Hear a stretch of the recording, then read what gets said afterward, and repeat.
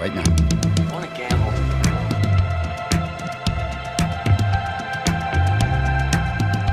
I never want to hear those words out of your mouth again. Gambling is not your problem. Has anybody ever told you before of your bad luck? Most gamblers, when they go to gamble, they go to win. Those were my mother's dying words. When we go to gamble, we go to lose. Show me the money.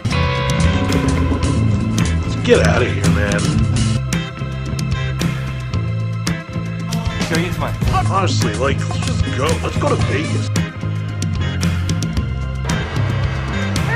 Look at you back in that, Jerry. I want you to say what you would mean it, brother. Show me the money! It's the Sports Memery Vegas pregame show. Gentlemen, It's fucking dirty ratbird season. it is. And for the third time in a row, 3 weeks in a row, we get the game of the week, right? So let's just start there. Who's taking this, boys? We already know that, huh? Oh God, it's gonna all be one in the trenches. We know how this goes. This is the best rivalry in football. It's gonna be whoever wins the run game. Honestly, whatever team has the more rushing yards is gonna win this. And obviously that starts with containing Lamar Jackson. So I think that's gonna be the ticket to the game. What do you think? This game started 6.5, which I thought was an absolute joke. +4, that's a steal. These games always finish right around 3. Take that. Steelers are going to win this game. +160 is amazing value. Favorite bet of the week, boys. What's your favorite winner of this week? Outside of this, I love Seattle only giving 3.5 at home. Coming off a loss. I know all their games have been pretty close, but I just don't see a way Russ lets his team. Not that he let his team down, but just the team in general. That's my lock of the week is Seattle -3.5. Now, James, you got a couple overs this week that you like. I know that Brandon was digging on those too. Yeah, I'm kind of with Brandon on the Seahawks. That would have been my lock of the week for sure if I were to have to pick one game. But I do like the Raiders and the Browns going over. I have them at 47.5 right now, as well as the Titans and the Bengals going over. Both those matchups are super cushy for the quarterbacks moving forward. The Bengals are going to really rely on their strength in the wide receivers. I think Burrow is going to throw a ton, still run a lot. Titans have struggled kind of containing the other team's offenses so far. And just that Raiders-Browns matchup, quarterback-wise, running game-wise, I think there's going to be a lot of points in there. I like both of those overs pretty strong. Yeah, and I also like the Green Bay Minnesota over. I don't know if you guys have seen the injury report out of Minnesota, but they got 4 defensive starters out on either injury or COVID list. So that means Aaron Rodgers and Devontae Adams are going to have an absolute field day. I know JC is going to get into daily fantasy here in a bit, but I like Devontae Adams to absolutely eat. And right now they have that over under at 48, which is in my mind criminally low. So mash that over in Minnesota, Green Bay too. Well, boys and girls, there's some things I live and die by. Here's my lock of the week, and I'm going to tell you why.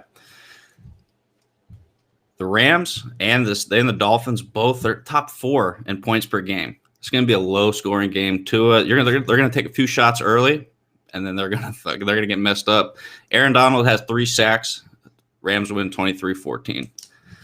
I'm going to bet the house on that one. Should pay off pretty nice, about $13. Are we all on board that we think Tua struggles in his first game? Definitely. They're going to bait right into what teams have been doing all year against the Rams, dink and dunk. Actually, the Rams have one of the lower passing yards per completion up against them. So that's going to be your lock. Daily fantasy. I think it's staying on Tua for a bit. They currently have the over under there on pass yards at 230.5. There's no way Tua's getting to 200 yards passing. Not against that defense and not in his first game. You're looking at a lot of ground and pound. Yep. It's going to be. I won't say sloppy, but Jalen Ramsey is just too good. You don't really have the playmakers over there on offense. I do want to touch on some daily fantasy real quick. James, tell us about your daily a little bit here. Your history. Just been playing fantasy football for a long time, so I guess that's pretty much it. I've been writing a little bit for our outfit called ClimbThePocket.com. Used to write for myself at DraftLeads.com, so it's just something I've been doing for a long time, and hopefully help you guys win a little bit of money this week in some other outlets. All right, so give us a little love here. What you got? So we talked about the over. I'm trying to focus on matchups where I think are extremely fantasy friendly. I love Joe Burrow this week. He's kind of a mid value in terms of the quarterback position, which kind of helps set up your lineup. If you're going to pay up for quarterback, I like Aaron Rodgers. Is about as high as I would go. I think he has a big day today. Hell yes. Cam Newton in a lot of lineups. I like that over as well at 40.5. I think Cam with his back against the wall. We're here for the rushing touchdowns, and he's at like 6,500. He's pretty cheap. Might even be cheaper than that. It might be like 5,600. But if you're not comfortable playing Cam, but you like that roster flexibility with that low value quarterback, there are two guys below him in Derek Carr and Jimmy Garoppolo that have really choice matchup against the defense that they play this week. So if you like that roster flexibility, don't hesitate going down on those guys. I think they both have a solid fantasy floor play for that. But in terms of the running back, Kareem Hunt, Josh Jacobs, and Jonathan Taylor all three of them have very choice matchups as well in terms of the rushing attack. It could be a big Jonathan Taylor breakout week, so I like putting him in the flex. Stephon Diggs should have a big week. He's a rather cheap wide receiver one, as well as Keenan Allen. But Stephon, for those that don't know, I want to, JC, I'm going to interrupt you here for a second. Stephon Gilmore ruled out. Yes. I think that is absolutely huge. I mean, you look at that on paper, you see that New England defense, and you look at JC and say, well, are you kidding me? I mean, Gilmore's going to be on Diggs, but Gilmore is out. So that is price tag was kind of built in that he's going to be playing against Stephon Gilmore. So he's a little bit cheaper than he probably should be this week. Exactly. Great call, JC. That's funny. I can't believe no one gave me shit for my lock being the under when don't bet the under is this. Sometimes you just can't help what your heart loves. JC, I'm with you on Denzel Mims. I picked him up last week. Right when they took him off IR. What'd you say? 100% of the pass plays he was out on the field for? Yeah, 100% snap count on all the passing plays for them. Still finished with a pretty good line of like 4 receptions on 4 targets for 43 yards, something like that, which is a great debut. Yeah. Chance where the Jets are going to be in a negative game script from the kickoff this week, so he should get a lot of targets. It might be a breakout for him. There's two more. By the way, there's 2 more Jets receivers out this week, so it's going to be him and Braxton Berrios running the ship. At that value, 14 points would be an amazing steal there. Let's talk about that elephant in the room at Jets getting 20 points. I did a bit of research on this. That is the 12th largest line of all time. The top 7 lines of all time covered, and only 3 out of the previous 11 didn't cover. So I actually like the Jets covering 20 points. Where do you guys fall on that 20-point spot? They're so bad, but they played Buffalo really well. Buying the Jets to 21.5, it's worth the juice in my opinion. Kansas City can score at will. You will see some more ball control dink and dunk from the Jets to try and maintain some dignity there. 21.5, I think that's a solid number, but obviously the Chiefs. You're teasing it up 1.5. I'm buying 1.5. So instead of 110 at the juice, it'll be right around 140. But it's for me that value there is huge when you're talking about that gap. So you think it's a pretty good line, JC? Where do you land on that 20-point spot? Yeah, it's tough. I think you saw like when the Dolphins played the Jets, they really focused a lot of their second and third string players. They're throwing touchdowns to second and third string tight ends. I think the Jets kind of do the same. I do think Le'Veon Bell gets in the goal line this week. I don't think he's got a huge yardage total, but it's a tough play for your Chiefs players, especially in fantasy this week. You may be hoping to get the bulk of your points in the first half, and they just kind of pull the Jets off, and the Jets maybe come back a little bit in the second and keep things to cover. I have Tyreek Hill, and I hate it. I have it on my normal fantasy. I think he's gonna super juicy matchup, but you just know he's not gonna get a full game in. I've got 3 more games for you guys. Brandon, now you said you're staying away from Indy and Detroit. I love Indy here. I have no idea about this fucking game. And Indy's gonna roll them coming off the bye. And the defense is obviously just significantly better. Frank Reich too much credit. I'm just giving that defense and some rest. Too much credit. I love the Raiders are going to win big today. Hopefully, Josh Jacobs do give us some love. Chargers, I can't stay away from the Chargers at -3 against Denver. I think Denver's getting too much praise for what they just did to embarrass New England. Chargers is a steal. If anyone's feeling a little froggy, Dallas +11, and they could actually win this one outright. I know it's funky, but Sean Lee's coming back for the first time this year, and that's huge for the running defense. Which Pittsburgh boy. So don't sleep on the Cowboys. 11's huge. Philly's not a great team either.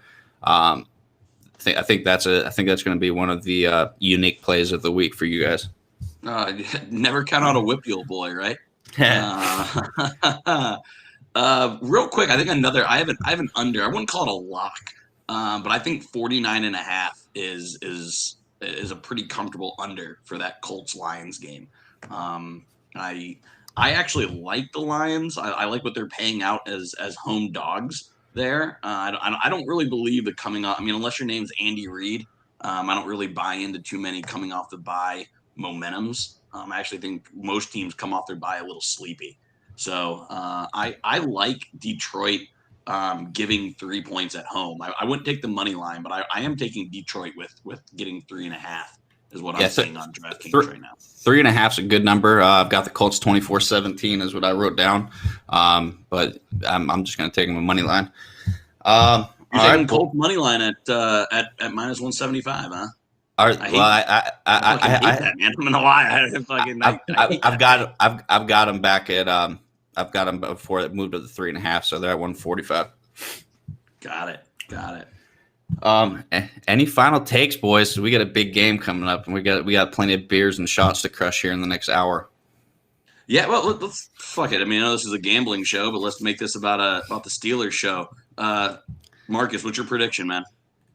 You guys already knew that one. I got 27-17 Steelers. Nice. JC? I don't know. It's going to be a field goal either way. I'm excited to see how it goes. We're going to learn a lot about both teams today. So I fucking hate this. I'm putting it in the ether. But I'm taking a little mini fucking Baltimore parlay. Don't you fucking do it. I like Justin Tucker to hit a 50-yard plus field goal. I like that. I like Baltimore to be the last scorer, and I like Baltimore to win between 1 and 6 points. If you parlay that together, comes out to about 1,200. So that's going to be mine when you last scoring Ravens, Justin Tucker 50 plus, and Ravens by 1 to 6. Well, I hope the Steelers are up by 2 and he misses a 50-yard field goal and we can just say, fuck you. Any first score prop bets on Steelers Ravens? I know you like Mark Andrews. He's got great value. I'm going to shy away because Juju usually kills me, but Juju is the guy I would take in this. He's due, but I'm trying to hide some dollars away from this game. I like James Conner over 62.5 yards. I feel like that's a good one. It's also pretty much mandatory for the Steelers to have a chance. So right on. All right, boys. Well, let's have some fun. Let's have some drinks. Cheers. Go Steelers. Here we go, boys.